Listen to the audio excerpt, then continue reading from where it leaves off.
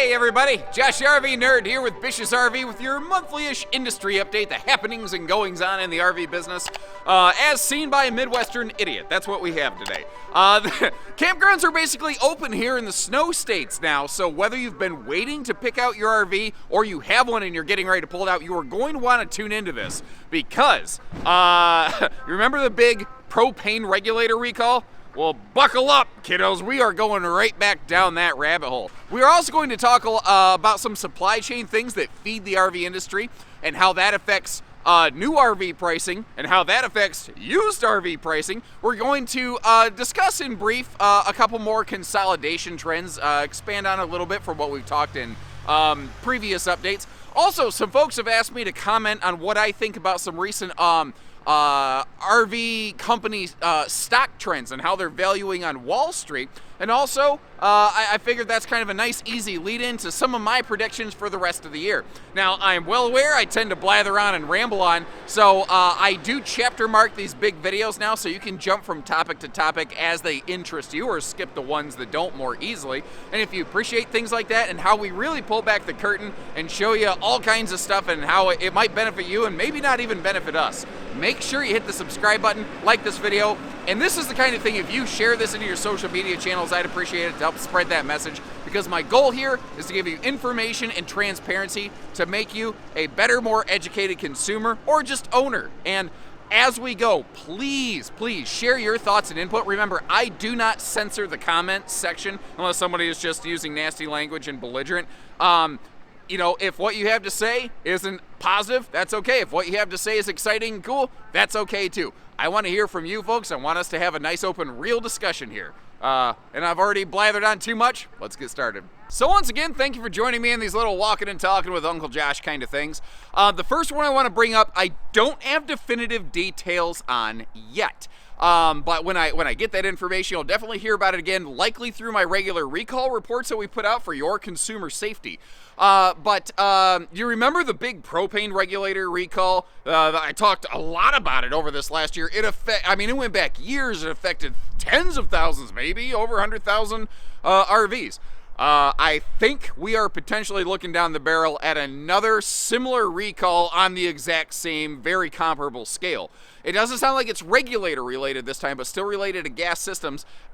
It's not clear to me right now if it's gas lines or connectors, but coming from a specific supplier, which means it's extremely widespread because that supplier is like one of the most prolific suppliers of their components to almost all of the RV industry. So this is something that is going to span almost every brand out there. It's going to go back many, many years, and it actually could affect not only just people's ability to go camping right now, but it may end up affecting RV production. It sounds like a couple new RV manufacturers may have kind of caught wind of this and have been actively changing over some of their supply so that they can continue to produce, but it also sounds like a couple of them might have got caught with their pants down, basically, for lack of a better way to phrase it. Oh, here's a better way to phrase it. They may have been caught unawares. But certain brands, some very popular brands, may have to slow or temporarily pause production until they can get these critical gas line, either components or gas lines themselves, I'm not sure which again, stocked up in their warehouses for their build facilities. It will be very interesting to see how that plays out. It'll be very interesting to see if anyone ends up losing any kinds of camp time because of this, because they're waiting on components, because those gas regulators, it was such a widespread recall that they just couldn't get them put out there quickly enough. You know, it took a long time, and I'm sure there's still probably some people out there waiting for their regulator to come in. I think this recall is going to span tens of thousands of RVs, and it may even clip that six-figure mark, over 100,000 RVs affected. As I get more information, again, keep an eye on those recall reports. I'll make sure to put that out there as soon as I can get some more definitive details for you. And I think that kind of leads very naturally into the conversation of supply chains. Basically, the part supply chains getting into the manufacturers. They are in the best state of health that I've seen them for about 3 years now. To give you an idea, this last month, there were more shipments from OEMs to manufacturers than ever before in history. They set a 1-month record in the history of the RV business, more stuff getting sent to the RV builders so that they can build more RVs. And, that's very interesting because in some previous updates I had described it as I'd been seeing a trend of Paula Abduling it, where it was 2 steps forward and 1 step back. Well, it suddenly sounds like we're making leaps and bounds forward and only having little hiccups here and there. Although that gas recall thing, that might be a very significant one.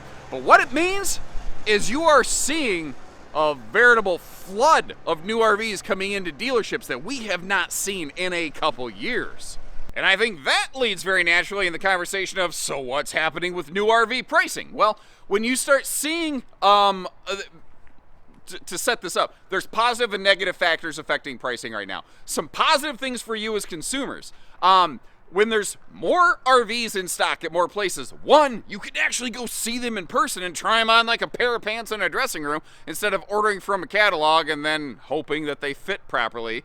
RVs don't typically have the return policy of a pair of pants that you buy from the Gap. Or where is the Gap even a thing still? God, I'm getting older. Anyway, especially when I'm old for my age, regardless. Although, I've worn the same old clothes for so long, they're actually starting to come back in style, so there we go.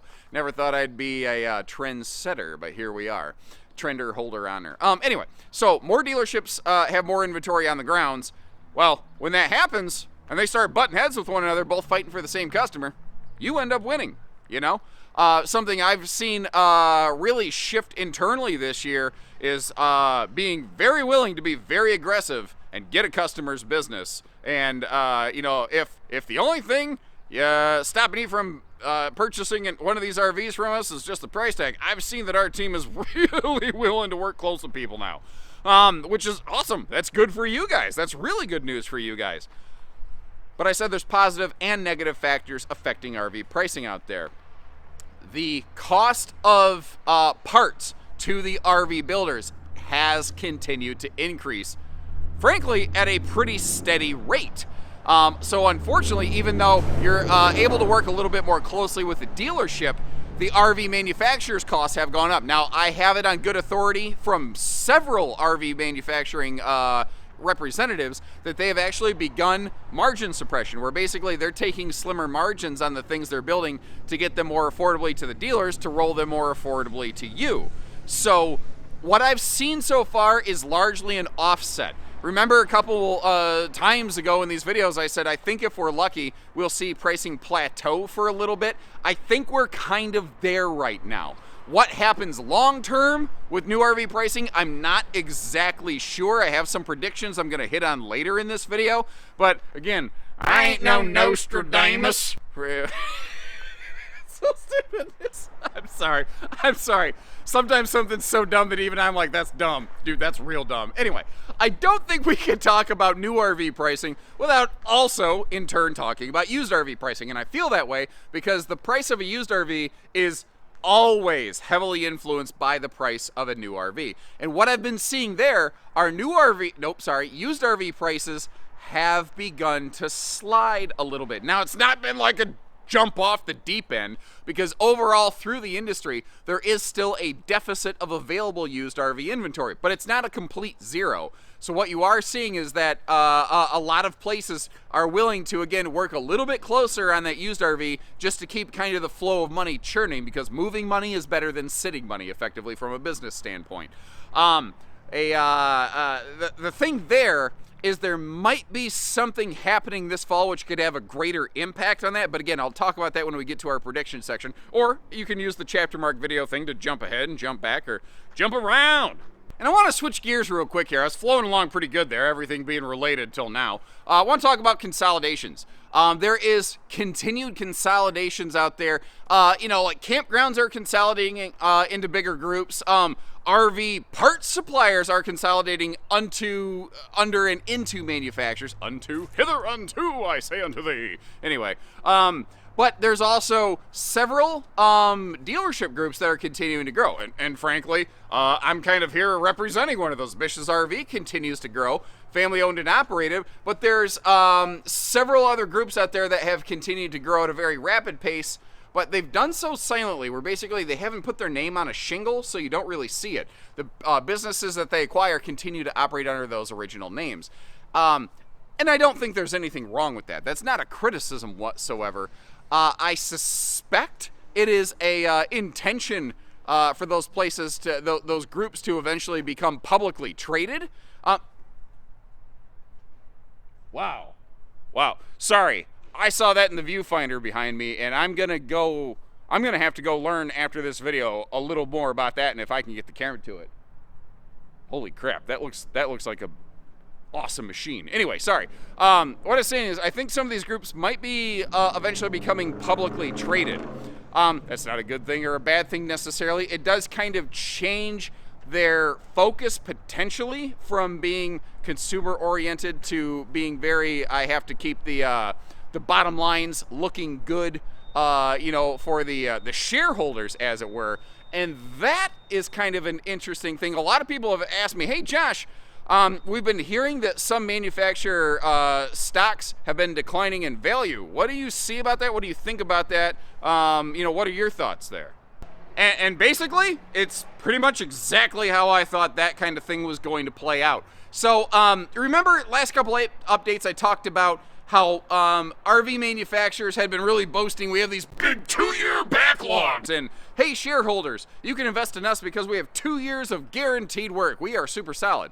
And then I mentioned how a lot of dealers, and even some of these big large dealership groups, were basically wiping out and canceling all their orders and then resetting actual orders on what they wanted, because the lead times and build times were so wildly unpredictable for so long that RV dealers were basically just saying, I don't care, order 5 of everything in your catalog, I'll take anything I can get. Well, with RVs actually in stock, dealers are now picking and choosing their battles. They're saying, no, I want a couple of this, I want some of that, I've got enough of this, hold off on that. And they are resetting an actual backlog to the RV industry. So as a result, this 2-year backlog vanished very quickly. So what we're suddenly seeing is the true backlog and the true time frame of work available to manufacturers right now. And naturally, that rolls through on the stat sheet, which rolls through to Wall Street, basically, and affects the stock price of things.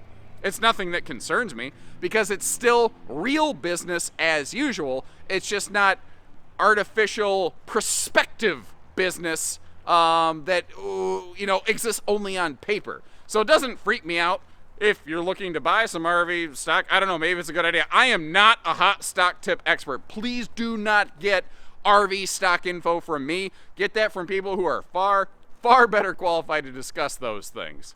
So, what do I see happening for the rest of the year right here? And again, this is all just predictions. This is just how I'm kind of picturing things playing out.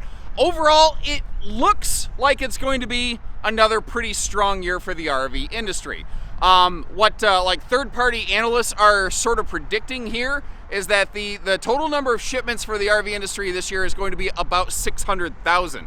That means that it will be less than last year. There is technically a downturn from last year, but only about 1.5%. It's not looking like a major drop. It does look like another pretty strong year for RVing overall. I really hope more campgrounds get opened up though, because I think we could all use a few more places to park these things. I'm not ignorant to the fact that all these things can be sold and you still got to have a place to put them, although that is probably why solar stuff continues to grow in popularity.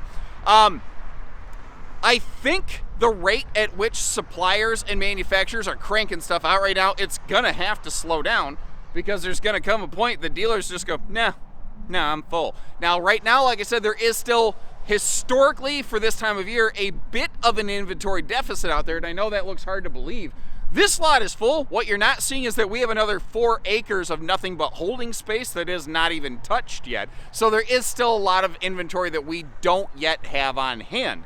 There's some models that we don't have any copies of on hand. There's a couple that we have a couple copies of. It will be one of those things that continues to normalize through the year, and that's sort of what I'm predicting. By this fall, I think we will have largely reached a point of normalization for the RV industry, more closely resembling what we saw historically in the business, where you will see things like I think you're going to see manufacturer discount and incentives and things open back up come this fall. And that will definitely be a time where, the dealers who are still trying to hold on to those big, giant deals to make the most money for every single thing they sell, they're going to have to change their business model. There's a lot of places that have already said, all right, we're going to work close with you. They'll make another one for me. The way they're cranking them out, I don't care. Let's work close with you. Let's get you camping. So right now, it's still a mix of how dealerships are going about their business. I think by this fall, it's going to start to get more competitive again. But as manufacturer costs continue to increase, if the parts costs stay the same, I think from the consumer standpoint, again, you're going to see that leveling out and plateau effect that I've kind of predicted for a while. It finally got here just a lot later than what I thought. At least that's how I'm seeing it. And I've been wrong before, I've been right, I've been a little bit of everything in between. But this fall, if manufacturing discount packages do start showing back up to dealers, that is when you're probably going to see an effect on the used RV market. But again, right now, I've already seen those values slowly kind of decline coming into summer, even though there is a little bit of a deficit of used RV inventory out there. There's certainly some, but not in the quantity that we would normally see. So I don't know that this fall we're going to see this big drop in used RV prices. I think you're just going to see a continued trend of them being more accessible. Now, trick with used RV inventory is it's always a grab bag of what you got, when you got it, and what kind of shape it's in. And that is always an ever-changing landscape. That's how I think things are going to pan out. And I'd love to hear from you folks on predictions you think we're going to see later this year. And that's what I got for you this month, folks. Again, drop me some notes. Let me know. Once again, I do not censor the comments. I've had a couple of people say, well, Josh, you must not have liked what I had to say because you deleted it. No, I didn't. Unless someone is using terribly foul language or something like that, or if it's some, adult website trying to spam the comment section, which is like an everyday thing that I have to moderate, by the way. Unless it's something like that, I don't touch something. It's not all sunshine and rainbows. Sometimes somebody has a bad experience. Other people need to know about that. Maybe somebody else has some insights, something that I missed, or maybe I just got something flat wrong, or I said something stupid, because Lord knows I do enough of that. I do that every single day. You get my point, The more we can talk and share amongst one another, the better information I can provide from the information I get in. And I swear, folks, truly, I think I've learned more from you than you've ever learned from me, and you have my thanks for that. So if you appreciate how we're putting the information out there, like, hey, folks, new RV and used RV pricing looks like it's trending downward, that certainly doesn't benefit us directly. That benefits you. But I've always felt strongly, if we shoot you straight, we will still be able to earn your business. Because what you're going to find is whether I tell you pricing trends or not, you're going to find out anyway. So let's just get it open. Let's get it on the table. Let's have a real conversation.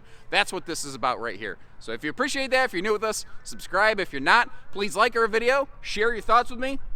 And if you're in something like a Facebook group or whatever where this would be a topic of conversation, I'd love to see it shared around out there. Feel free to tag me in it. I'm all over the place. You can find my social links down in the video description itself. And until next time, everybody, let me know what you want to hear about. If I've missed something, I'll do my best to fill in the blanks where I've left them, which is, I'm sure my information comes out like a brick of Swiss cheese with plenty of holes in it.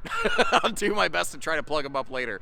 Kind of like Daffy Duck on a rowboat when they're spraying a leak and he's got his fingers plugged into everything. Sometimes that's what I feel like in that comment section, but I love the fact that we are so engaged with one another. Thank you so much.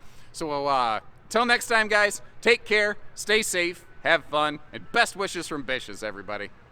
Everybody. No, everyone, because that's the rhyme.